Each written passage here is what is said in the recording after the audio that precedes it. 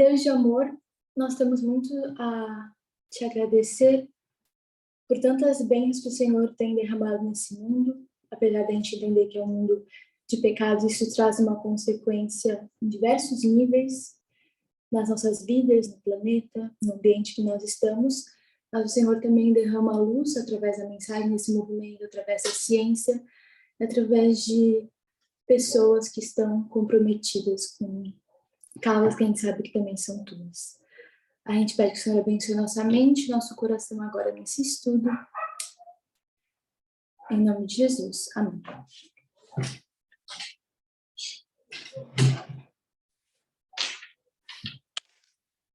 Mais uma vez, feliz sábado, gente. Não sei para quem já viu o tema do estudo de hoje. Psicoeducação e a complexidade das doenças psiquiátricas. Eu tinha colocado mentais, mas eu acho que psiquiátricas se enquadram um pouquinho mais dentro desse tema. Mas já falar sobre temas, né, comumente apresentados como saúde mental. São temas que eu admito que eu tenho bastante interesse. E não sou uma profissional no tema, então isso já é algo, né, para deixar bem marcado quando a gente falar sobre esses temas. Temos que deixar claro que não tenho uma especialização, então não posso falar como profissional da área da saúde, mas falo como uma leiga que tem interesse, que busco conhecimento em fontes que eu considero que sejam boas e excelentes fontes de informação para esses temas. Inclusive, algumas eu vou até indicar para quem tem interesse seguir buscando. E coisas que eu vou falar aqui, você pode encontrar nessas fontes. Uma delas é, já falando do Dr. Diego Tavares, eu vou escrever o nome dele no quadro, que é um psiquiatra brasileiro, tem doutorado na USP no tema de saúde mental, enfim, de doenças, e ele usa o Instagram dele como ferramenta de psicoeducação. Psicoeducação, antes, e por que eu quero falar desse tema também para o nosso grupo aqui? A gente está passando por um processo, como cristãos que saíram do conservadorismo, eu diria, racionalização, em alguns termos, em algumas entendimentos que a gente tinha antes. E é uma coisa que avança, né? Por exemplo, as falas do Parminder, dos últimos estudos em relação ao yoga e tal, introduzindo esses temas. Antes a gente tinha uma visão mais leiga do conservadorismo, de senso comum, e a gente vale a pena questionar isso e substituí-la por um entendimento mais racional. E eu vejo que nas doenças mentais nós temos essa tendência, as doenças psiquiátricas, de não saber exatamente como gerar, como população, nós não somos educados, né? não somos psicoeducados para entender o que é uma doença psiquiátrica, por que ela existe, como ela funciona, como tratá-la e preveni-la se eu tenho, e como lidar com alguém perto de mim que tem, seja uma depressão, seja uma bipolaridade, que eu vou falar um pouquinho também. Então é mais por esse lado, e eu sei que eu estou falando para dois grupos aqui. Um grupo de pessoas que podem ter algum diagnóstico de uma doença psiquiátrica, seja uma depressão, seja algum outro tipo, e um outro grupo de pessoas que não têm esse diagnóstico, mas está nesse mundo onde, né, o mundo fala da Terra mesmo, onde existe uma incidência considerável. A gente vai ver até um pouquinho em termos de números, de pessoas que sofrem com isso. Eu acho que a maioria de nós tem alguém perto que sofre de uma depressão, ou que talvez tenha algum outro diagnóstico também. E a gente sabe o quanto é difícil lidar com esses diagnósticos e com essas doenças, porque são doenças que afetam o comportamento. E isso é uma das coisas que esses psiquiatras mais especializados, o Diego Tavares, ele pontua muito, por exemplo, que é mais difícil as pessoas saberem lidar com isso, porque enquanto um câncer ele vai ter uma manifestação física, claro, você vai ver a pessoa ali ficar com os seus, né, ficar debilitada por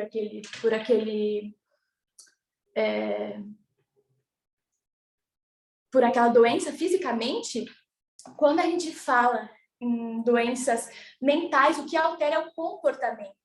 Então, parece que a pessoa está manipulando aquelas coisas, parece que a pessoa está forçando, parece que o defeito, o problema está simplesmente na pessoa, quando, na verdade, é uma doença a gente vai ver um pouquinho que é uma inflamação, assim como diversas partes do nosso corpo inflamam, e isso traz consequências. A inflamação do cérebro também traz consequências. A gente precisa entender isso para dar o suporte, né, para as pessoas que não têm diagnóstico, enfim, dar o suporte que as pessoas precisam, necessitam.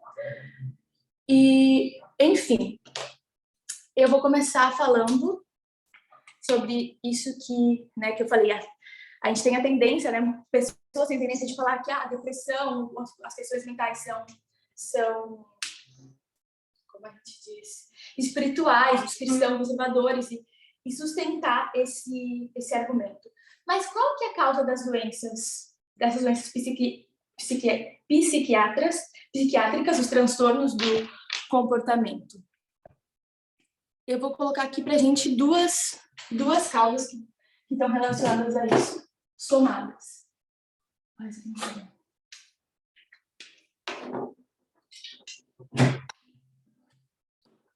Que seria a genética somada ao ambiente. Ou seja, antes da psiquiatria existir, a psiquiatria relativamente nova, tem cerca de 40 anos, as pessoas achavam que as doenças eram simplesmente ligadas ao ambiente. O ambiente tem muitos estressores, as pessoas não soubem lidar, elas ficam doentes, não conseguiam lidar com aqueles problemas. Algumas sabem lidar melhor, outras sabem lidar pior.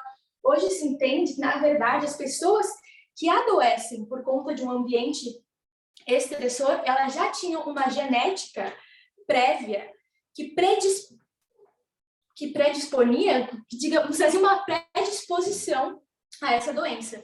E o que faz com que essa doença aconteça, digamos assim, é um ambiente cheio de estressores, ou com estressores, enfim,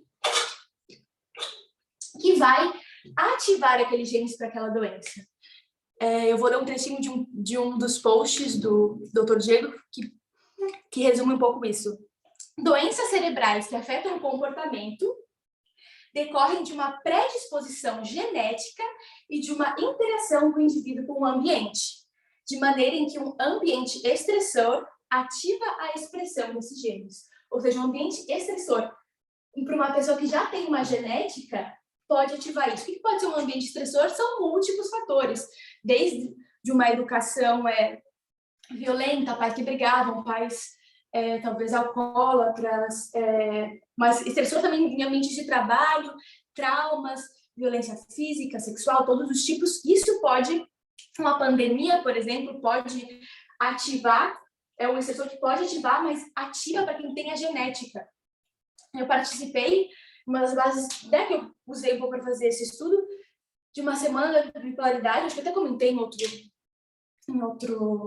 estudo, num comentário mesmo, que era com esse doutor Diego Tavares que eu estou falando, e ele fez algumas lives, enfim, e numa dessas lives falando sobre depressão, ele comentou que na pandemia, as pessoas que adoeceram, elas já tinham uma predisposição genética, que se tem, né, os números para pessoas, ainda mais que estão familiarizadas com isso, que são acadêmicas na área, que atuam, têm experiência, existem dados de que as doenças mentais ao redor do mundo, elas tendem a manter um padrão, um número, digamos assim, equilibrado ao longo do tempo. Tem algumas regiões que tem um pouco mais, por alguns motivos e tal, mas, no geral, é algo equilibrado, e na pandemia se mostrou assim, as pessoas que se demonstraram que tinham algumas alterações de uma doença cerebral que afeta o seu comportamento, elas já tinham uma predisposição, e esse número foi meio equilibrado em todo mundo, dentro daquilo que já era esperado. Só para a gente entender que isso é bem forte. E quando a gente fala sobre genética, eu até coloquei um exemplozinho aqui no cantinho, não sei se dá para ver, mas isso aqui é para dar um exemplo sobre como a genética ela é algo variável, né? Que vai contribuir para a gente entender um pouco sobre essa complexidade. Por exemplo, eu tenho um exemplo de uma família que eu encontrei, acho que no YouTube, que é um jovem, assim, que ele tem, aqui são 4 pessoas pequenininhas e uma pessoa grande. em 4 Zé Palitos, né? São pessoas, mas enfim. É para representar uma mãe, um pai, o filho 1, o filho 2 e o filho 3. Essa família que eu encontrei na internet tem um filho que ele tem um tamanho normal, um tamanho mais típico, mais comum de encontrar. Não seria normal, talvez, o termo, mas enfim. Mas ele é filho de pais anões, de pais com nanismo. E esses pais tiveram um filho com nanismo, o segundo filho com nanismo e o terceiro com uma altura comum típica. E qual é o nome disso? Genética. A genética, ela é variável. Não quer dizer que tudo aquilo que um pai tem, ele vai passar para os filhos, e muito menos de maneira igual, porque cada combinação ali do óvulo do espermatozoide é única e é variada. Então, se a gente for pensar, colocando aqui nessa mini parábola que eu estou fazendo aqui, colocar estressores no ambiente dessas pessoas, né? Imaginando assim, uma coisa meio aleatória, nesse nosso exemplo aqui da família com nanismo, que teve um filho que não apresenta a mesma genética. Se a gente, digamos assim, que a gente amarrou pesos na perna de todas essas pessoas, muito pesadas, né, um estressor, aqui fazendo um exemplo, e a gente colocou eles dentro de uma piscina, jogou água no lugar onde eles estavam, veio uma tempestade, enfim. E essa água chegou até o pescoço dessa pessoa, mas esse filho mais alto, esse filho que não adquiriu a genética para o nanismo. Essas 4 pessoas aqui embaixo, elas vão se afogar. Elas não têm possibilidade de nadar, elas estão ali com esse peso preso aos pés delas, enfim. E assim como ele também não teria possibilidade de nadar, se essa água talvez fosse mais alta, mas colocando essa quantidade aqui de água, que ele consegue ficar bem, essa quantidade de estressores, que uma pessoa que não tem a genética para isso vai ficar bem, pessoas que têm a genética para adoecer, elas vão adoecer. Espero que vocês tenham entendido essa parábola. Eu vejo que isso tem muito uma visão, muito a ver com uma visão interseccional quando a gente olha para as pessoas. A gente tem que entender que as pessoas têm podem ter múltiplas capas de opressão e de coisas que trazem dificuldade para a vida. E a questão genética, somada aos estressores, para quem tem uma tendência, pode ser uma coisa dessas. Não é o mérito do terceiro filho sobreviver numa situação dessas, assim como não é culpa, né, da família com nanismo não sobreviver, e ele não é melhor porque ele adquiriu um gene. A gente não tem culpa pela nossa genética. Não tenho culpa se o meu cabelo é liso ou se é cacheado. Ele é do jeito que é, ele vai crescer da maneira que eu herdei dos meus pais. Então, essas questões, para começar, a gente já tem que lembrar que a gente não está falando sobre valor, sobre mérito, sobre alguém que conseguiu lidar com os estressores, igual, olha, dá palestras motivacionais, enfim, e outras pessoas que não conseguem e são inferiores e não têm resiliência, elas muito provavelmente têm uma genética que contribui para isso. A gente vai falar como essas pessoas aqui podem e devem lidar com isso, porque existe uma saída, né? Digamos assim, para que essa pessoa possa, ao menos, aprender a flutuar, digamos assim, aprender a superar isso. Mas eu trago essa história para a gente lembrar dessa questão, tirar esse senso comum né, e esse binarismo que nós temos na nossa sociedade, classificar os fortes, os fracos, os capazes, os incapazes. A vida é muito mais complexa do que isso. Se a gente tiver uma noção dessa complexidade, a gente vai ser mais compreensivo para as pessoas perto da gente e dar mais suporte, o suporte que elas precisam. E isso faz parte da psicoeducação. Eu entender como que as doenças mentais, nesse caso, psiquiátricas, funcionam. Se eu sou uma paciente com algum diagnóstico, para que eu entenda, para que eu possa entender fatores de risco que me levam para mais perto da doença, entender quais são os sintomas e como eu posso lidar com eles, se eu preciso tomar uma medicação, entender como essa medicação afeta o meu corpo, minha mente, meu comportamento, e enfim, e é uma caminhada, mas para pessoas que não têm isso, elas se educarem para pararem de ter visões preconceituosas com pessoas que sofrem doenças mentais, mas também para que elas possam ser suporte para essas pessoas, que essas pessoas precisam, às vezes, de um suporte maior de quem está perto. Então,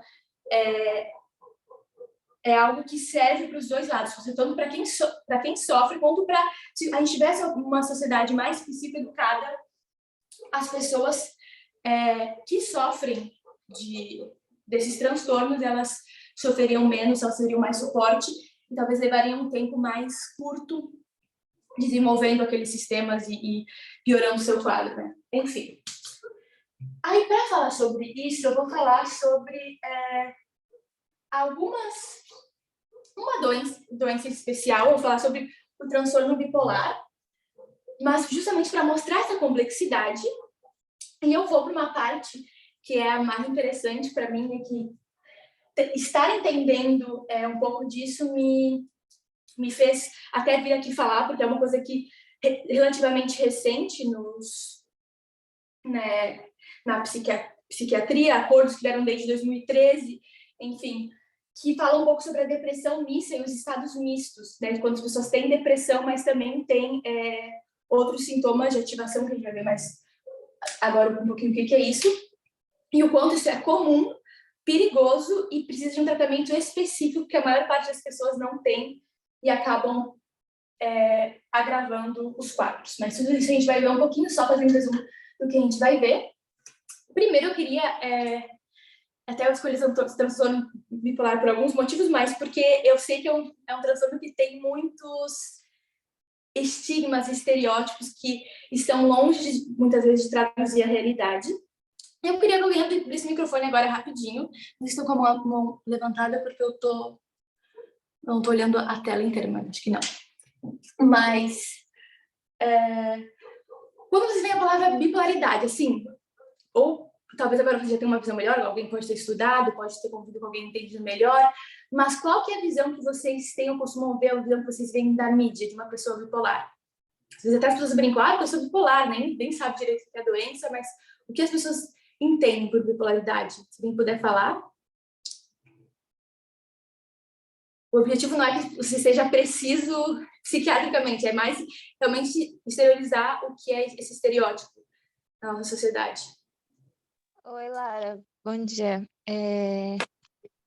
Eu, por ter transtorno bipolar, eu sofro muito com isso, né? Porque a minha família, a maior parte não entende, as pessoas não entendem. Porque, por exemplo, essa semana mesmo, eu fui conversar com uma moça que é uma amiga da família ao longo, por muitos anos, e ela virou e falou assim para mim que ela deu a entender que o que eu tenho é frescura e que não é vamos dizer, eu nunca tive problemas com isso e agora eu estou desenvolvendo. Então, o que falta eu vejo para as pessoas é falta de conhecimento, porque assim, por eu não ter demonstrado antes, não significa que eu não possa desenvolver ao longo da vida.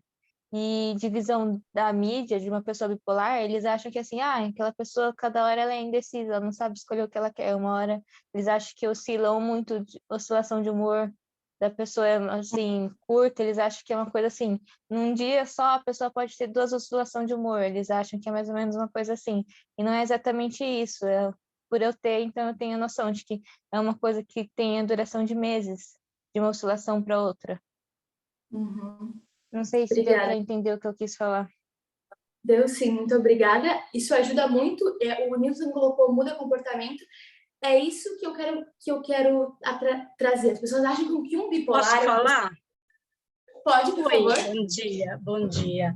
Olha, você tocou num assunto que realmente eu tenho na família, com meus filhos, certo? Eu tenho a filha do meio, a mais velha ela tem depressão, e a filha do meio ela é bipolar. E o último também, ele não quer fazer tratamento, nada, mas eu sei que é. Eu não sei se tem alguma coisa a ver, mas isso foi um médico que falou. A avó deles, paterna, que era italiana, nasceu lá na Itália, quando ela nasceu, era muito frio, foi na época da guerra, e eles não tinham como se aquecer, e ela nasceu naquela época, e o médico disse que geralmente as crianças que nasceram naquela época, por conta de ter levado muito frio, eles desenvolveram algum problema no cérebro. Tanto é que o cérebro da minha sogra, ele secou, um cérebro dele foi secando ao longo do tempo. né? Chegou a casar, ter 3 filhos, e ao longo do tempo o cérebro foi secando. Os médicos vieram descobrir já, depois de muitos anos, os problemas que ela já tinha de bipolaridade, né? E aí, inclusive, ela morreu com 53 anos numa clínica psiquiátrica, mas não foi desse problema, foi que aí ela saiu nua no inverno, nua despida, ela fugiu dali, e ela, ao fugir, ela de madrugada foi parar na casa da mãe despida, neve caindo, e ela pegou uma pneumonia e aí morreu. Por conta disso, não conseguiram conter. E os médicos avisaram que os descendentes dela provavelmente terão, no futuro, problemas problemas psíquicos, né? E tanto é que eu tenho os 3 filhos, que todos 3 têm problema, né? E tem a do meio, que ela tem bipolaridade. Tanto é que a gente já sabe disso, quando ela está assim, ao contrário da gente, a gente releva, porque não adianta nem com medicamento, nem com nada, certo? Então, a gente toma cuidado uns com os outros, porque a gente sabe que, por isso que o médico falou que era hereditário, eles poderiam herdar da avó por conta desse problema do cérebro dela que secou e foi criado, e que se os descendentes poderiam.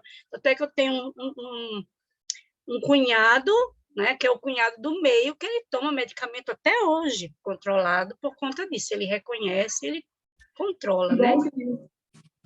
Tá controlado. Não sei se tem a ver, mas isso a gente toma muito cuidado em família para não ter atrito, não ter problemas, porque precisa ser compreendido isso. Sim, eu recomendo, eu acho, outro momento eu comentei sobre isso, um estudo com o da Rosa, eu fiz um comentário, e eu falei do Dr. Diego Tavares, eu coloco aqui de novo, que é interessante, né, buscar psicoeducação, pessoas que têm familiares que sofrem disso. É essencial para saber como agir, saber identificar, saber dar né, levar para o tratamento certo, enfim. E é isso que tu falou, que é a questão tem uma avó, tem uma tia, tem um pai, uma mãe que tem essa genética, é provável que você tenha. Talvez você seja um irmão que não adquiriu essa genética e os estressores não vão digamos assim, te desencadear nada. Mas as chances são grandes de você adquirir se você tem familiares próximos, né? Mas tá. Onde eu estava? Lara, pode falar, Cris. Sobre esse estigma, assim, da pessoa que tem bipolaridade, né? Às vezes a gente ouve falar muito, assim, essa pessoa é confusa, uma hora está de um jeito, outra hora está de outro. Essa pessoa é demais, quer uma coisa demais, daqui a pouco não termina isso e quer outra coisa. Daqui a pouco já está escolhendo uma outra coisa. Ela é atrapalhada. Tipo, acaba vendo a pessoa como uma pessoa confusa demais, que é extremamente de um lado querendo alguma coisa, daqui a pouco é extremamente para baixo, não querendo nada, né? Ou já saindo daquilo que ela colocou intensidade, já está em outro. Então, as pessoas encaram isso como já olha assim, eu vou falar um termo bem grosseiro, mas já intitula a pessoa, é louca, é uma pessoa, né? Eles colocam como se essa pessoa nem fosse capaz de conviver, de ter um relacionamento, de ser uma pessoa, entre aspas, né? Eu não gosto dessa palavra normal, vamos colocar o funcional, não dá. A pessoa volúvel demais. Sim. E esse é um ponto interessante. As pessoas geralmente ligam a bipolaridade direto com alguém que varia muito, alguém que de manhã de um jeito, de à noite do outro. Mas a bipolaridade é muito mais ampla, complexa do que isso. Ela está muito mais representada por pessoas em depressão. Eu vou daqui a pouco compartilhar a tela, mostrar alguns fatores, do que simplesmente essa flutuação de humor que algumas pessoas apresentam. Essas pessoas têm chance, inclusive, de terem mais uma depressão mista do que simplesmente uma bipolaridade mais clássica, digamos assim. Então, eu vou definir rapidinho para a gente o que seria a bipolaridade. Tem vários tipos, depois eu vou compartilhar, mostrar uma tabela, mas 2 tipos, digamos assim, principais, mais amplos, que seria a bipolaridade tipo 1. Eu escrevo aqui TAB porque tem o transtorno afetivo bipolar. E tem o tipo 2. O tipo 1 é o mais, digamos assim, conhecido de alguma forma, o mais que às vezes fazem filmes sobre e tal, o mais, entre aspas, que parece mais emocionante, por isso as pessoas, né, até produzem mais conteúdo sobre isso, mas ele não é o mais comum. A prevalência dele, eu escrevi aqui pequenininho, é de 0,5% a 3,3% da população, mas esse número varia pela maneira como é feito os estudos, mas o Dr. Diego Tavares disse que é melhor a gente confiar nos números mais altos, que são estudos mais precisos, né, que conseguiram identificar melhor e não fizeram, às vezes, perguntas muito vagas e as pessoas nem responderam com tanta precisão, por nem saberem, às vezes, que tem aquela doença. Então, como que é essa bipolaridade? Ela tem bipolaridades são dois polos. Um polo positivo, mais para cima, mais acima do humor, digamos assim, normal, e outro mais para baixo. Então, um polo mais depressivo e o outro polo é o polo de mania. Não sei se vocês já ouviram falar. Muitas vezes dizem maníaco-depressivo, porque a mania tem a ver com o polo da ativação, da euforia. Uma pessoa que tem essa bipolaridade tipo 1, ela vai apresentar várias características no humor, na autoestima, na energia física, e características muito superiores à normalidade. Então, essa pessoa ela vai falar muito, essa pessoa vai ter muito mais energia, ela vai estar sentindo muito prazer com tudo, né? Tende ao hedonismo de buscar prazer, mas o prazer é muito intenso e constante, assim, só de estar, às vezes, vivendo. Ela vai ter, geralmente, uma euforia muito fora do comum, vai falar muito, vai estar com seu impulso aumentado e vai estar hiperativa de uma maneira, como eu falei, fora do comum e muito fácil de perceber. Então, essa bipolaridade tipo 1 é a mais fácil de ser tratada, porque é a mais fácil de ser diagnosticada. Então, você teve um episódio de mania, que é algo muito fora, as pessoas podem ficar hipersexualizadas, pessoas que às vezes eram mais recatadas podem chegar, assim, ficar muito fora de si. Se acham muito... Tem uma mania de grandiosidade, se acha superior, inteligente, interrompe todo mundo quando fala, se acha, assim, quase um deus. E essas pessoas, por exemplo, elas podem ficar um ateu. O Dr. Diego comentou que ele tem... Enfim, eu já vi mais psiquiatras comentando, pessoas que não acreditam em Deus podem ir para religiosidade, que é algo que está presente. Tudo fica muito espiritual, fica muito intenso, aquela pessoa... Inclusive, a grandiosidade pode se manifestar através da caridade, ficar muito caridosa, quer dar todos os bens dela para os pobres, quer fazer 1001 coisas, quando não é exatamente o que ela quer, mas ela está com o cérebro inflamado por estressores do ambiente e está respondendo dessa maneira. Tanto que todas as pessoas que chegam nesse nível, elas têm quadros clínicos em comum, né? Que podem ser identificados, não é exatamente igual para todo mundo, mas tem coisas em comum. E pode haver eu coloquei aqui, ó, então, esse vermelhinho para cima é a ativação, mas também tem um período de depressão, e a mania, ela pode ser uma mania mista, que a pessoa, ao invés de estar só animada, agitada, mais para o alegre, para o eufórico, ela está para agressividade, violência, ou para depressão, tendência ao suicídio, a culpa, a desesperança. Então, existem duas manifestações. A mania mista, quando aqui embaixo, junto com a mania, tem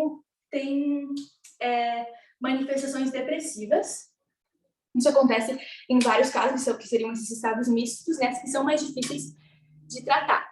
Esse caso, por exemplo, lembra daquela mulher que foi, acho que ano passado, foi recente, talvez o outro, que ela dormiu com uma pessoa em situação de rua e o cara ficou famoso, começou a fazer tudo que é assim. Esse tipo de comportamento, essa mulher foi identificada com transtorno bipolar. Acho que ela tinha até um relacionamento, enfim. Esse tipo de comportamento muito fora do comum, muito aleatório, que é fácil de descobrir, fácil de identificar. Então, isso faz uma pessoa ter transtorno afetivo bipolar tipo 1, mas isso dura semanas, não é que hoje a pessoa vai estar feliz, muito feliz e amanhã muito triste.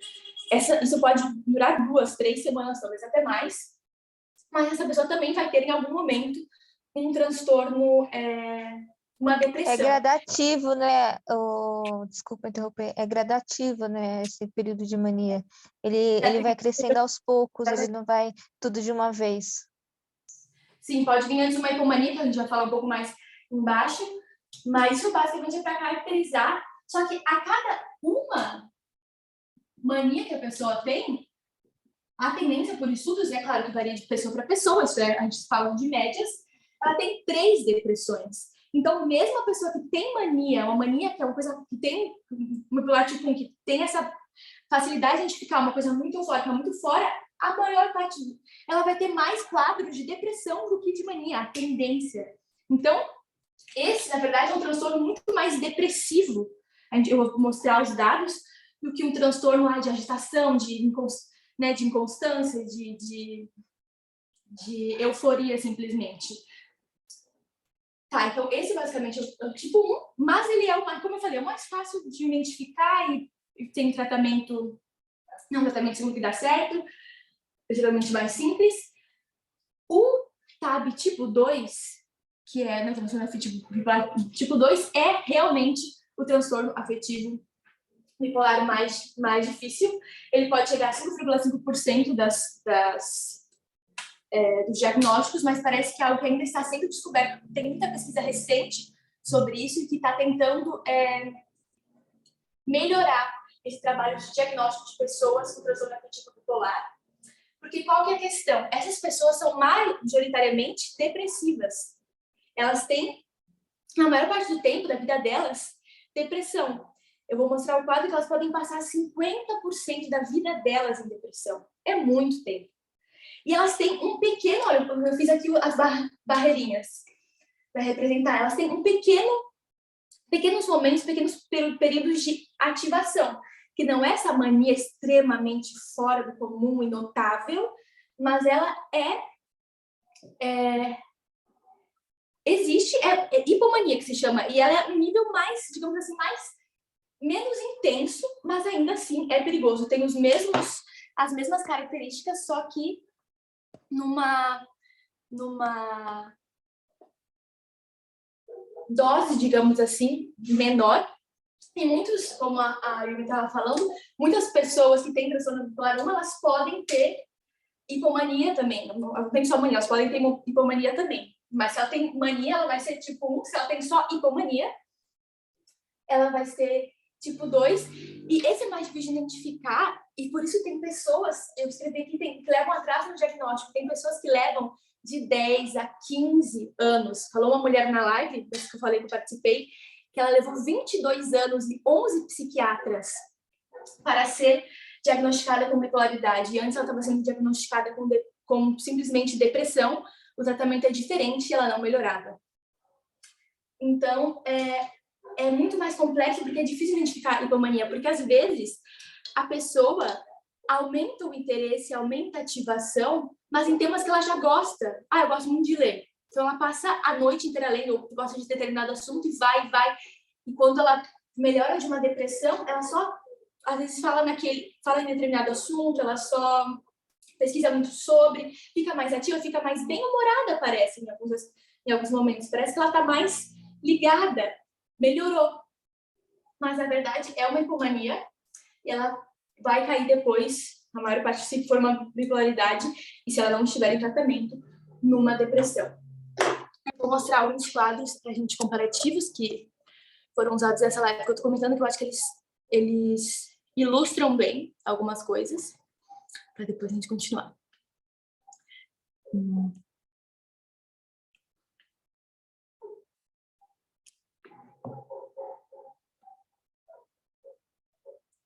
acho, né? Tá. Eu acho que é compartilhando. Então, aqui, só para lembrar, né, o título é A Complexidade desses Transtornos. Existem vários tipos de transtorno, né? Bipolar tipo 1, tipo 2. E vários deles, aqui, ó, essa imagem eu queria que vocês tenham em mente. um bipolar pode passar a maior parte da vida dele em depressão. Mesmo esse tipo 1, né, que essa mania é algo muito notável, 30% da vida pode estar em depressão. Enquanto um transtorno depressivo maior passa só 10% da vida em depressão. E nesse momento que estava apresentando isso, esse Diego Tavares, ele fez uma reflexão em relação ao Setembro Amarelo, que fala muito de depressão, e não de transtornos de ânimo que transcorrem uma depressão. Sem um transtorno bipolar, um tipo deles, um tipo considerável, que tem, né, quase 10% da população, se somando os dois tipos, enfrenta isso, passa por muito mais tempo da vida em depressão, e isso precisa de um tratamento diferente, porque o mesmo tratamento piora o quadro dessas pessoas de transtorno bipolar tipo 1 e tipo... pessoas com transtorno bipolar, não tem uma depressão, esse que ele colocou aí, depressiva maior, depressão unipolar. Um fato interessante também, que também está nesses dados, é que 15%, a taxa de suicídio tanto do TAB tipo 1 e do TAB tipo 2 é 15%. E isso é o dobro das taxas de depressão, das taxas de suicídio de uma depressão normal. Ou seja, as pessoas que têm transtorno bipolar, elas têm mais chance de se suicidarem. E eu sei que esse é um tema delicado, mas precisa ser falado para a gente entender, para a gente conseguir buscar o suporte que essas pessoas precisam para que essa não seja a realidade delas. Então, aqui tem os quadrinhos da mania e da mania mista, pra vocês terem uma noção, mais ou menos. Tem várias doenças, por exemplo, comorbidades relacionadas à bipolaridade, esse é o tipo 1, mas como o hipotireoidismo, a enxaqueca, a asma, para a gente lembrar, né, o quão complexo e que lidar com isso com senso comum não resolve muito. Aqui eu queria mostrar a TAB tipo 2 e comparar um pouquinho as manias, que podem também ser de dois tipos, que a pessoa aumenta um pouco, e ela pode aumentar nessa parte que fala, essa energia, esse humor, tem um aumento leve, tudo tem um aumento leve, não é aquela coisa forte como a mania, mas pode ser por dias, semanas, meses e anos. E isso, apesar de que parece algo bom, na verdade, a pessoa está danificando o cérebro dela, porque o cérebro dela está inflamado, se ela não está em tratamento, e esses episódios preparam para a depressão. Por isso que uma pessoa que tem TAB 2, ela vai ter múltiplos episódios de depressão, né? E às vezes, quando melhora numa hipomania que prepara ela para mais episódios de depressão, que danifica o cérebro, né? E ele vai acabar caindo numa depressão depois. É interessante que esses artigos que ele coloca, esses conteúdos compartilhados, eles têm uma fonte aqui, ó, embaixo, que é um artigo científico, alguns deles são bem recentes, até para procurar esse aí que eu estou apontando. E é interessante a gente lembrar que são produções de conteúdo, né, sérias, robustas e que precisam ser consideradas. Mas agora, o tema que eu queria realmente trazer, que me chamou mais atenção, o tema da depressão mista, né? Então, a hipomania é essa ativação que os bipolares têm, do tipo 2, que não é tão notada, que a pessoa pode passar a vida inteira em hipomania. Inclusive, tem um quadro aqui que ele coloca que uma pessoa com temperamento hipertímico, que é o temperamento mais eufórico, mais extravagante, mais animado, e tem 3 ou mais quadros de depressão ao longo da vida, ela reage melhor com o tratamento para bipolaridade do que com o tratamento para depressão. Isso é algo a ser considerado, e tem, né, várias formas de você manifestar essa depressão tipo 2, é um quadro mais complexo, mais amplo. Então, se você, inclusive, ele fala, se você tem uma depressão recorrente, de 3 ou mais casos de depressão ao longo da vida, melhor para um período, mas depois volta, e isso acontece 3 ou mais vezes, falo para quem está na live, se você tem conhecidos, são grandes as chances de que essa pessoa tenha bipolaridade tipo 2 e precise de um tratamento diferenciado, porque o tratamento para depressão unipolar vai prejudicar o quadro dela. E agora eu quero falar, então eu falei sobre ativação e hipomania, sobre a depressão, que aí entre a depressão são características compartilhadas, a depressão em geral, né, que o humor vai estar reduzido, o prazer também, a autoestima reduz, a energia física, a pessoa fica com muito mais sono, ou sono desregulado, mas a pessoa assim perde a energia, quer falar menos, os impulsos diminuem, a movimentação física diminui. Isso são características da depressão bipolar, mas também são características no geral da depressão, digamos assim, como um todo costuma ter essas características. Agora, uma depressão que é comum no transtorno bipolar é a depressão mista, mas ela não está somente aí. Eu coloquei aqui, e tá aí no quadro para a gente colocar a diferença das duas. A depressão mista, além de tem essa redução do humor, tem essa redução do prazer, da autoestima e da energia física, mas a energia mental está aumentada. Não aumentada para felicidade e alegria, porque a pessoa está com o humor deprimido. Está aumentada no sentido de aceleração do pensamento, de que a pessoa está, às vezes, mais agitada, está mal, está ansiosa, está depressiva, está com uma quantidade, um fluxo maior de pensamentos, mas um estado negativo. Ou seja, a pessoa não está completamente deprimida, como isso aqui. Ela tem coisas ativas que fazem com que... Só que essas coisas ativas, né, desse polo ativo, por isso que se chama depressão mista, mescla os dois, elas estão no lado negativo, ou seja, a pessoa está pensando muito, está tendo pensamentos muito negativos, ela está tendo mais impulsos para uma ideação suicida, ela está tendo mais impulsos para se mutilar, por exemplo. Ela tem mais energia de alguma forma para isso, mas ao mesmo tempo ela está levando tudo isso para o negativo. E esse é um quadro extremamente perigoso, mas extremamente comum,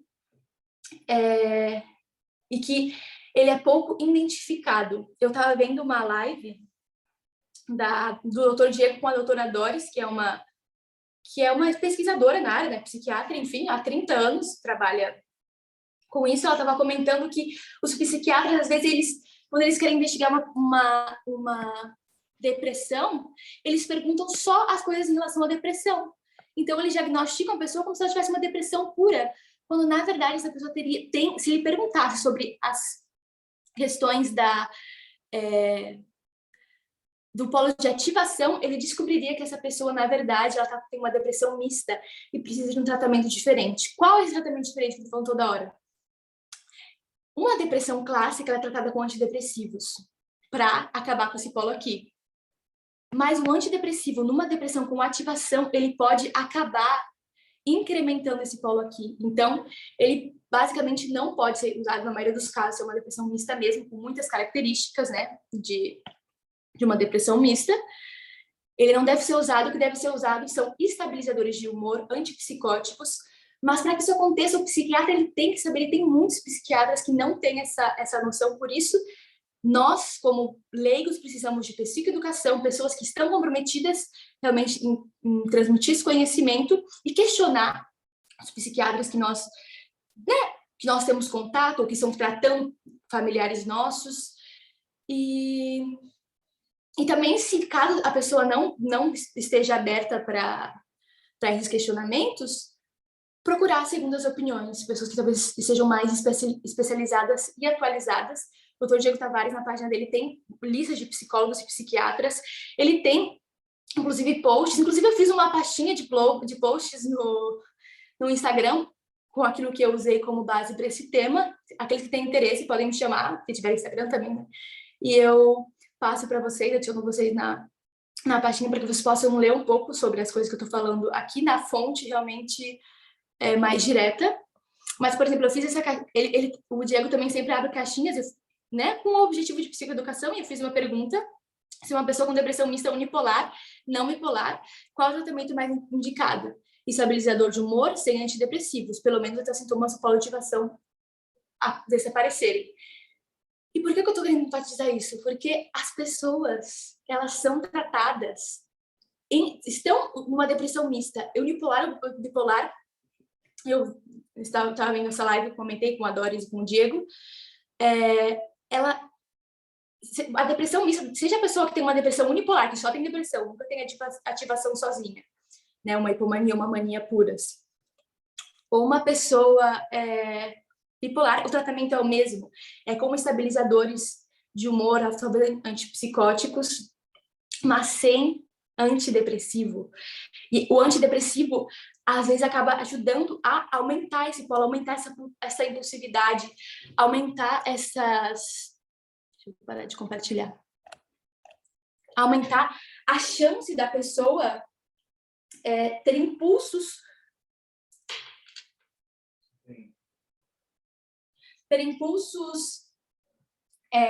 suicidas, a chance da pessoa ter impulsos para automutilação, porque o antidepressivo tem esse efeito, é estudo, é clínico. Eu assisti 3 lives para indicar, para quem tem interesse nesse tema, só sobre a depressão mista, com o Dr. Diego e a Doris. Na verdade, são 2, só que uma tem 2 partes, e que vão tratar sobre esse tema, sobre a depressão mista. Então, quando a gente fala sobre depressão mista e sobre os riscos que uma pessoa em depressão corre, e quando a gente fala que um bipolar ele tem 15% de chances de cometer suicídio, a gente fala que uma pessoa em depressão mista, independentemente se ela é bipolar ou não, ela tem 30% de chance de cometer isso. E o número de quadros, ouvindo esses psiquiatras que são especializados e que têm muitos anos de experiência, o número de quadros de pessoas com depressão mista não identificados é considerável. Então, vale a pena investigar mais, ir atrás dessas boas fontes de informação. Como eu falei, tem 3 lives que eu posso indicar só sobre esse tema para você entender, né, para quem precisar entender melhor, conseguir se aprofundar mais nesses temas e buscar um tratamento mais eficaz para essas pessoas.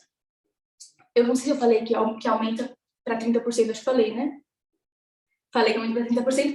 Porque eu queria falar sobre a questão da ideação suicida e taxa de suicídio, etc., porque é outra coisa que está inflamada de desinformação. Pessoas acham que... Essa semana mesmo, alguém perguntou numa caixinha do Dr. Diego se a pessoa, quando ela conta que ela está com vontade, né, com ideação suicida, enfim, se ela está querendo chamar atenção. Gente, ideação suicida, pensamentos de morte, uma pessoa que se recorre para autoagressão, ela não está querendo chamar nada, ela não está bem, entendeu? Ela não está bem, a gente precisa entender isso, e ela precisa de tratamento medicamentoso, de psicoterapia, de apoio. Ela não precisa de pessoas julgando ou achando que as coisas que ela fala, que ela propõe, né, as atitudes que ela tem, talvez seja uma manipulação, ou uma ingratidão, ou qualquer coisa que seja, são características de um cérebro doente, de um cérebro inflamado, e a pessoa não tem culpa disso, não tem culpa da genética dela respondendo aos estressores do ambiente, ela precisa de suporte. Então, esse é um tema que eu queria lembrar para vocês, e que, assim, e que eu sei que é um tema delicado, e é um tema delicado para mim também. É um tema difícil de lidar. Eu acho que quando você sofre é pior ainda. E lembrar que isso não é nossa culpa, e que existe uma luz, eu até vou falar sobre os pilares do tratamento. Existe tratamentos que podem tirar a gente desses estados, mas ninguém se torna mais forte, mais fraco, mais X, mais Y, porque o seu corpo responde aos estímulos do ambiente conforme a sua genética, entendeu? Isso é a lei da natureza no mundo de pecado, infelizmente. A gente não pode culpar a pessoa ou se sentir culpado para isso. E a psicoeducação, a psicoterapia, o uso de medicamentos para nós que sofremos isso, pode e faz o seu trabalho. E a gente precisa deixar também ele fazer isso. Enfim, Qual que era o outro ponto que eu queria trazer para a gente? Ah, tá, falando um pouquinho mais da depressão mista, que tem esses casos, né, de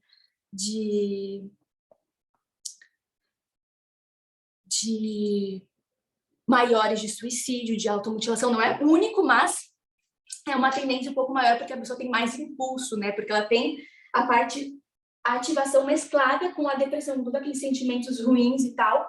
E a depressão mista, ela é um quadro, a doutora Doris fala, de muito mais sofrimento. Por isso que as pessoas acabam se partindo mais para o suicídio, porque elas querem acabar com esse sofrimento. Porque não é só ansiedade, tristeza, né? Uma depressão clássica sem energia em pontos importantes. Ela vem com desassossego, uma aflição, uma agonia, um desespero, uma ansiedade e um aumento muito aumentado de pensamentos negativos, assim, em geral, que ele se estende. Não é um motivo específico que deixa a pessoa triste, em depressão, então é uma série de coisas que o cérebro da pessoa está, infelizmente, mais ativo. E isso precisa ser atacado com estabilizadores para só então poder partir para tratar a depressão. O Zodíaco fala que é um dos quadros mais difíceis de tratar, e a doutora Doris também, mas assim, que é muito complexo, porque às vezes você está tratando com um estabilizador, parece que a ativação saiu e você vai colocar um antidepressivo, e nem você coloca um antidepressivo, a pessoa começa a apresentar irritabilidade, agressividade, que são características do polo de ativação, e quer dizer que o antidepressivo ainda foi colocado muito cedo, ainda não foi apagada essa parte de cima. E ele falou casos que ele, como psiquiatra, assim, doutor muito especialista, ele é doutor em bipolaridade, enfim, no tema, já participou de vários estudos, ele tem dificuldade, ele sabe que é difícil, então a gente tem que entender que muitos psiquiatras também vão ter essa dificuldade, às vezes não vão, talvez, admitir. E é interessante que um comentário que foi feito que muitas pessoas elas podem ter essa depressão mista e não ser notada, todo tipo de depressão, né? A gente sabe que mas a mista tem um pouco mais, porque a pessoa tem um pouco mais de energia em alguns aspectos, então ela pode estar trabalhando, fazendo tudo que ela quer e de repente parece que do nada se suicida, mas não é do nada, ela estava de alguma forma tentando levar a vida dela, mas esses pensamentos de desassossego, aflição, agonia estão na mente dela, ela tenta pegar alguns gatilhos, alguns refúgios, mas isso não é suficiente e sem o tratamento correto, a pessoa tende, infelizmente, a isso muito mais do que os outros transtornos. E alguns gatilhos que essas pessoas procuram, que a gente acha que a pessoa é assim, mas pode ser uma depressão mista não tratada, são procurar refúgio nas bebidas, nas drogas, na comida. Até a comida, a obesidade, ela está bem relacionada ao transtorno bipolar tipo 2. Parece que até 80% das pessoas que estão na fila para cirurgia bariátrica, ela tem alguma coisa no espectro bipolar, muito provavelmente mais que bipolar tipo 2. Então, elas podem procurar, né, quem está no estado misto, sem tratamento correto, buscar refúgio na pornografia, na automutilação.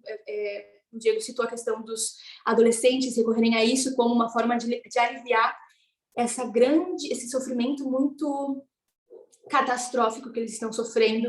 Pode ir para alguém com gastos, alguém que tem problema de compulsão por compras, e que é só um problema de compulsão por compras. Não, pode ser uma depressão. A questão dos jogos também. E a doutora Doris, que é essa que eu comentei que está na live, ela comenta que como essa pessoa fica se tirar tudo isso dela. Muitas vezes, se você tira isso da pessoa, ela vai apresentar esses sintomas de desassossego, de aflição, de agonia, que ela está usando para refugiar, para mascarar através desses vícios, desses refúgios. Inclusive, podem ser tranquilizantes para a pessoa conseguir se manter bem. Ela toma muitos tranquilizantes. A maconha é usada por muitas pessoas que só usa maconha, mas na verdade, né, só usa maconha num viés mais de senso comum.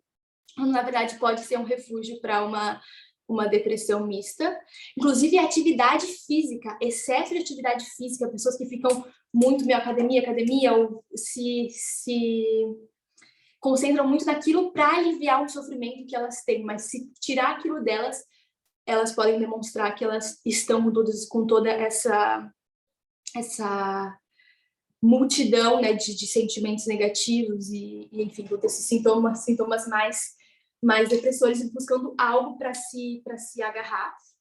É interessante também que a gente estava falando, né, sobre a variação de humor e tal, é na depressão mista que a pessoa apresenta mais labilidade afetiva, que eu tenho a definição aqui como uma condição emocional caracterizada pela dificuldade em controlar as emoções ou pela flutuação rápida de humor, inconstância afetiva. Ou seja, é a depressão mista que a pessoa está com coisas positivas e negativas, que a pessoa tem a tendência de, às vezes, de manhã tá mais mal-humorada, inclusive isso é uma das características que eu compartilhei ali antes, que é a inativação, eu vou até ler aqui, que é a ativação noturna e lentidão matinal. Então, muitas vezes, uma pessoa com depressão mista, de manhã ela tá na cama, não tá fazendo nada, e ela demora para começar a se ativar.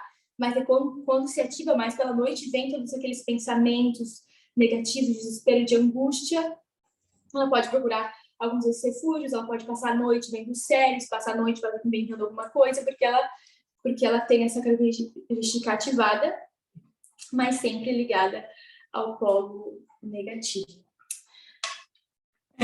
Eu acho que essa parte, imagino, que ficou clara. É só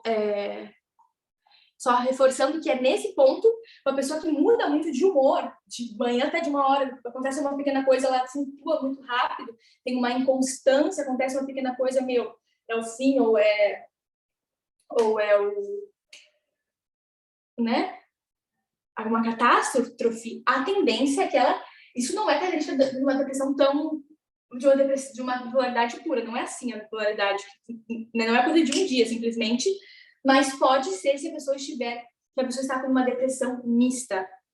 Ela pode até ter alguns dias mais tristes com essa questão, outros dias ela está um pouco mais animada e tal, mas essas características estão presentes e a gente lembra que as pessoas precisam ser tratadas com estabilizadores de humor, com antipsicótico, né? O objetivo aqui não é, lembrando que você está fazendo tratamento de... eu acho que eu tenho X, joga os seus medicamentos fora e comece a, enfim,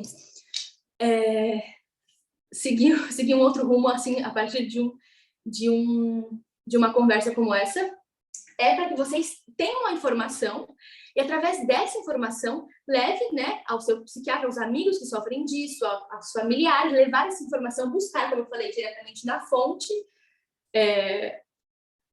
Como eu comentei, 3 lives só sobre o tema. A partir disso, a partir da psicoeducação, a gente tem chance de uma maneira séria, controlada, isso tudo exige muito cuidado, você conseguir resolver e sair dessa situação de uma maneira com mínimas consequências, digamos assim, ou com as menores possíveis.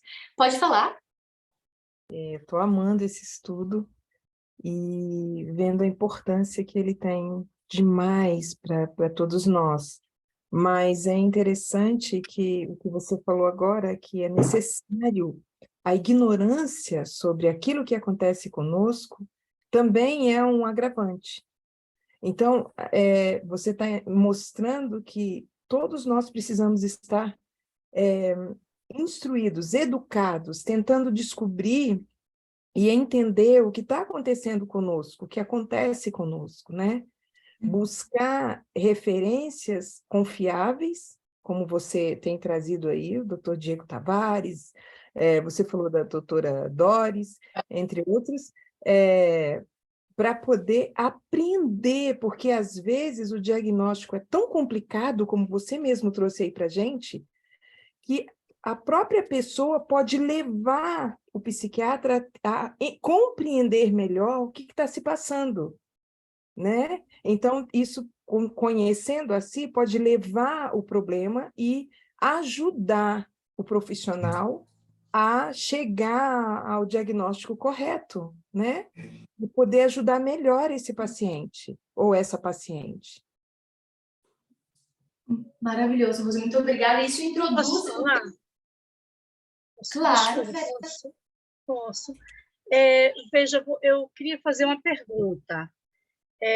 Primeiro, você falou aí antes sobre a automutilação, né? Isso já aconteceu com minha filha, ela me explicou o porquê. Porque quando eles estão sentindo muita confusão na cabeça, quando eles fazem essa mutilação, que ela já chegou a fazer várias vezes, aí a dor e a confusão passa, porque no que ela sente uma dor de cortar o pulso, de cortar o braço, de cortar em alguma parte do corpo, a mente, ela tira aquela confusão da cabeça, né? Isso aí eu entendi bem, porque ela me explicou. Mas tem uma outra coisa que você não falou aí, mas eu gostaria de saber, senão a gente vai analisar, vai pesquisar para ver, sobre síndrome de borderline, não sei se você já ouviu falar. Aí essa é uma pergunta que eu quero fazer, se você tem alguma coisa a respeito de síndrome de borderline. Foi identificado. Eu tenho uma pessoa para indicar, Peta, inclusive as lives comentam sobre isso, que é o Dr. Diego Tavares. Ele fala sobre o tema. Pode ser uma comorbidade do transtorno bipolar, mas hoje, segundo ele, se tem uma dessas lives, tem se diagnosticado muito com borderline, outras coisas, transtorno de ansiedade, quando na verdade que é uma depressão mista, é uma bipolaridade, é um transtorno maior que precisa ser tratado como esses transtornos e não só. Tem a live, eu te mando a live, eu te mando até um minuto que ele está falando sobre isso, para tu dar uma pesquisada, e tem posts no Instagram dele também que eu posso te mandar. Tem relação com todos esses temas, mas, digamos assim, é um tema menor. Talvez o problema não seja, né? Só o psiquiatra vai saber, mas o que eu entendi todo, não seja o borderline, talvez seja uma depressão tratada de maneira errada, e isso precisa ser atacado, e daí depois, se houver um borderline, fica mais fácil de resolver ou de lidar, né? Mas, enfim, basicamente essa live vai falar sobre esse tema. O Diego Tavares fala sobre esse tema porque realmente tem uma conexão, ao menos aí no diagnóstico e tal, e é interessante buscar, como eu estou falando, né? Isso é mais uma introdução, nem daria para falar sobre tudo, buscar mais uma...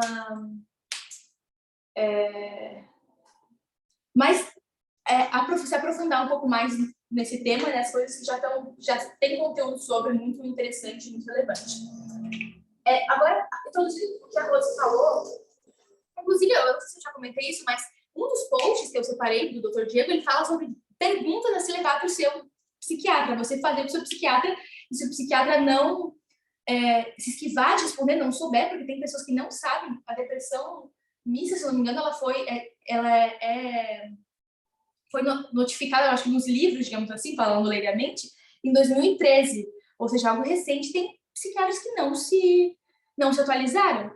Então, se o seu psiquiatra não conseguir responder, não tiver dando abertura, né, para vocês dialogarem, o tratamento ele tem que ser dialogado, ele tem que ser exclusivo para cada pessoa, você procurar outras opiniões, né, mas de profissionais sérios. Então, e falando sobre o que a Rose falou, os 3 pilares que o Dr. Diego coloca para estabilidade de uma pessoa. Então, a gente falou, nossa, tá mal, realmente difícil.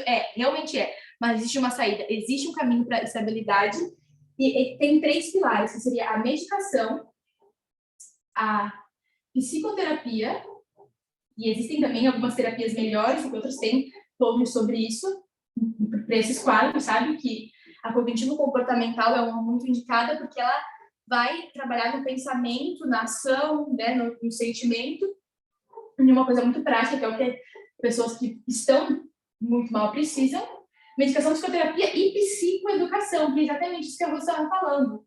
Você entender, por isso tudo isso, educação.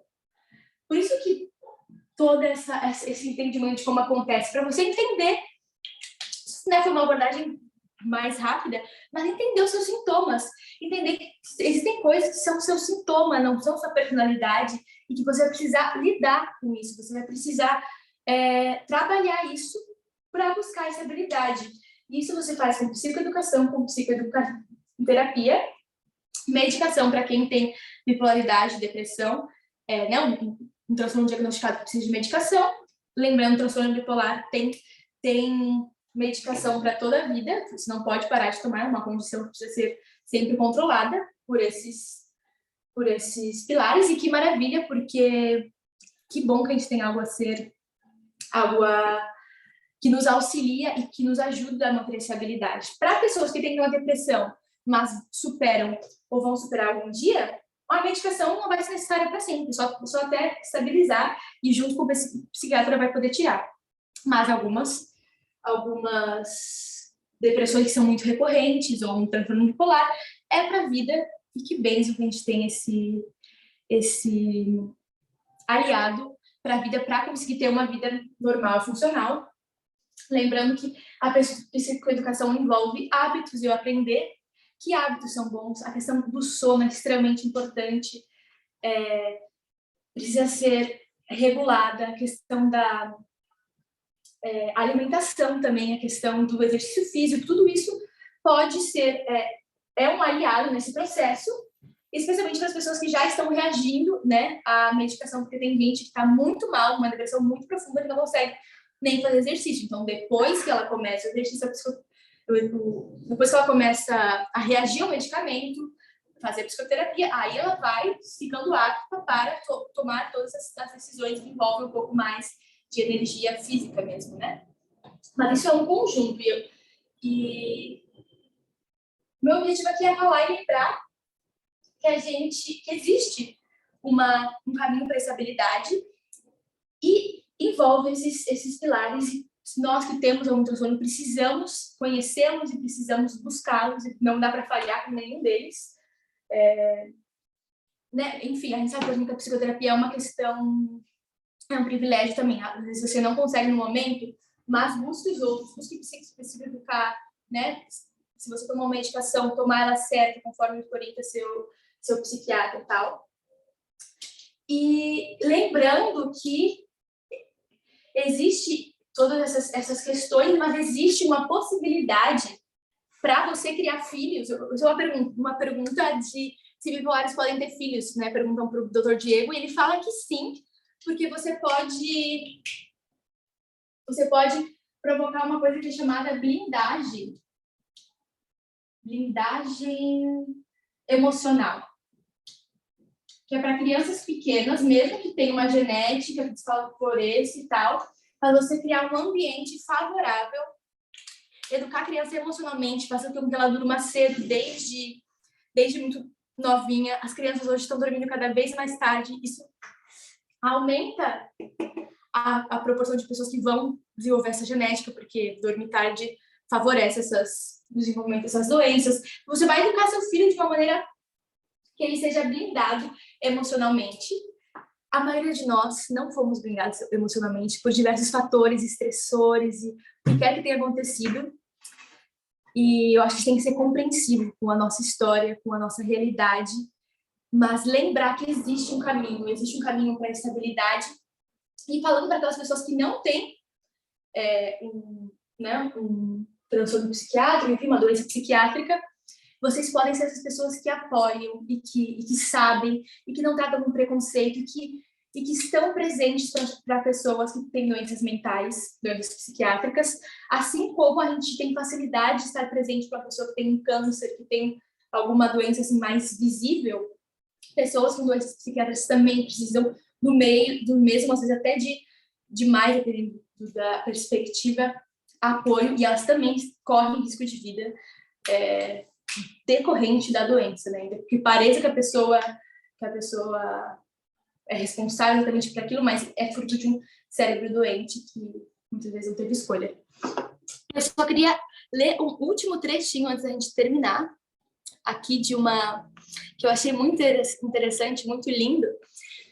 Eu lembro que eu mostrei compartilhei a tela, mostrei aqueles prints, né, de uma live que o Dr. Diego fez. Eu achei interessante, tirei print e tinham vários estudos embaixo. Para cada slide, basicamente, tinha um estudo para alguns slides sobre o tema. E eu peguei um estudo sobre estados mistos e fui dar uma olhada, li mais resumo, né, porque é uma coisa enorme, era um estudo de revisão, bem bom. A revisão pega vários estudos, pegou 20 anos de estudos e revisou o que eles falavam, chegou a algumas conclusões e tal, então costuma ser um estudo bem confiável. Mas aí eu fui atrás de um dos pesquisadores, que se chama Sérgio Barrolet, é um médico psiquiatra,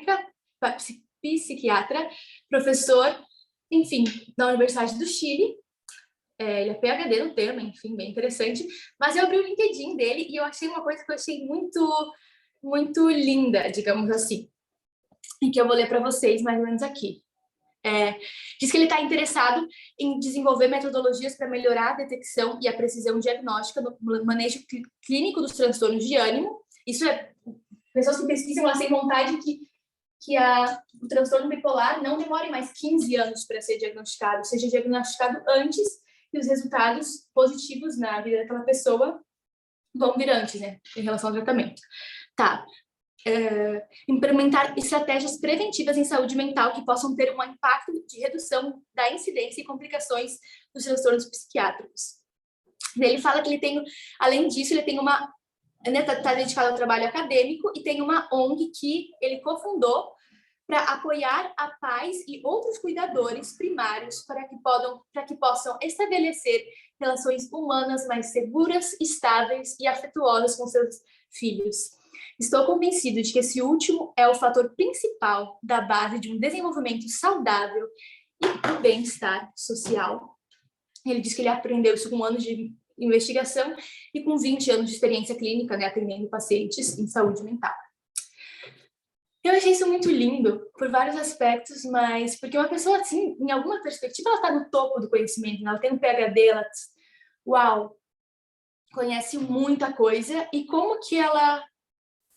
Eu vejo que as pessoas, muitos netineus têm essa característica, elas chegam em algum topo, e o que todo esse conhecimento acumulado torna essas pessoas mais humanas, tornam essas pessoas com mais vontade de mudar a realidade em que todo aquele conhecimento, né, levou, no caso, ver quantas pessoas ficam mal porque elas têm esses estressores e tal. E a iniciativa dele é fazer com que os pais, né, na ONG dele, na esfera que ele atua, com que pais possam estabelecer relações humanas mais seguras, estáveis e afetuosas. Então, para as gerações futuras, para a nossa geração, que, né, por mais vezes maravilhosos, bem intencionados que foram nossos pais, eles também não receberam uma educação emocional, a gente entende que existem caminhos para a estabilidade, mas agora falando em termos de movimento, como pessoas individuais, eu acho que todos nós podemos e devemos, dentro, né, do microambiente que nós estamos inseridos, buscar estabelecer vínculos mais seguros, estáveis e afetuosos. Eu acho que Cristo era a pessoa mais segura, estável e afetuosa desse mundo. Por isso que as crianças amavam estar perto dele. Por isso que as pessoas que mais sofriam se identificavam tanto com ele. E eu acho que nós podemos buscar desenvolver isso. Não é algo que exige muito esforço, exige muita, né? Não vamos resolver o problema do mundo, mas no microambiente que nós estamos inseridos, eu acho que a gente só tem a ganhar de, né, nos prezar pela segurança, estabilidade e o afeto nos nossos relacionamentos, assim, do dia a dia. É basicamente isso, aqui já estamos bem no tempo do passeio, mas... Yumi está com a mão levantada, há muito tempo. Mas eu acho que ela está desde o início, acho que ela esqueceu de levantar, não sei se ela... Mas quer falar, Yumi? Eu ia perguntar só uma dúvida, não sei se você vai saber responder, mas eu queria saber mais ou menos com que idade que você falou sobre as características que a pessoa apresenta quando tem uma depressão mista, né? Mas eu queria saber mais ou menos, por exemplo, vamos supor, os pais conseguiriam estar identificando os médicos que aquela pessoa tem tendência a transtorno de polaridade, seja tipo 1 ou seja tipo 2. Que idade que mais ou menos estaria demonstrando esses traços? Você sabe dizer?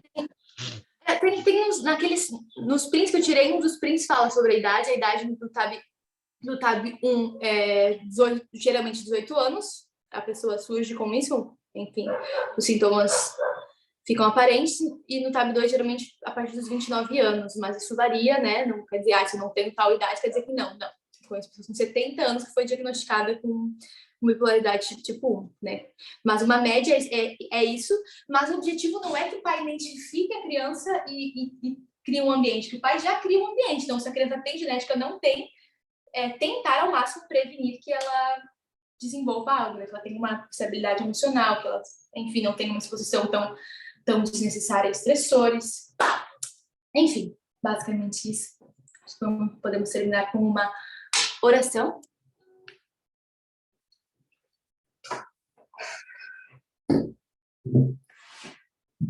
Deus de amor, nós mais uma vez te agradecemos porque o Senhor foi um homem de dores que sabe o que é sofrimento, e o Senhor se identifica com o sofrimento profundo de cada um dos seus filhos dessa terra, das mais variadas maneiras que isso possa se revelar, se demonstrar.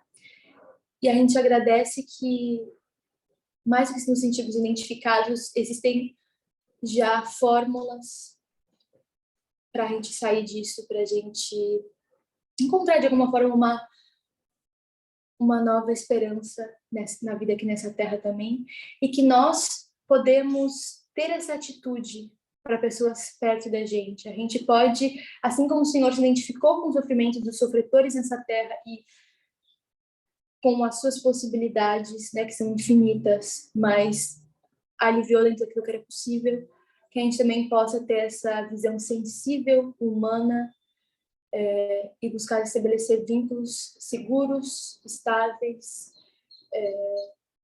afetuosos e embasados sempre, acima de tudo, no teu amor que se manifesta através da igualdade.